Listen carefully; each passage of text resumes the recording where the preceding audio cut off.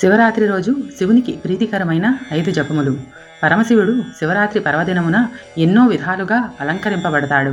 ఆ స్వరూపాలలో విభూతి ధారణ ఒకటి. విభూతి అంటే ఐశ్వర్యం. అది అగ్నిలో కాలిన శుద్ధమైన వస్తువు. ఈశ్వరుడు ఒంటి నిండా విభూతి అద్దుకుంటాడు. రెండవది రుద్రాక్ష. రుద్రాక్ష అంటే శివుని 3వ కన్ను. అందరు దేవతలలో ఫాలభాగంలో కన్ను గలవాడు శివుడు ఒక్కడే. మూడవది పంచాక్షరీ జపం. పంచాక్షరి మంత్రోపదేశం లేనివారు శివనామం జపిస్తే చాలు. నాలుగవది మారేడు దళాలతో శివుణ్ణి పూజించడం.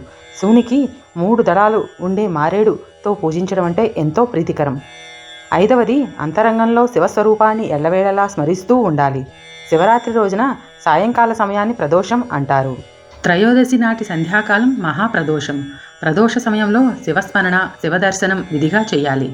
వేదాలన్నిటికీ తాత్పర్యం ఓంకారం. ఆ ఓంకార స్వరూపమే పరమేశ్వరుడు. శివశబ్దాన్ని దీర్ఘం తీస్తే శివా అవుతుంది. అది అమ్మవారి పేరు. ఈ స్వరూప ధ్యేయమే జగత్తుకు తల్లిదండ్రులు. పార్వతీ పరమేశ్వరులు, సూర్యుడు, అగ్ని ఈ మూడింటిలోనూ శివుడు ఉంటాడు. పరమ శాంతినిచ్చేదే శివనామస్మరణమే.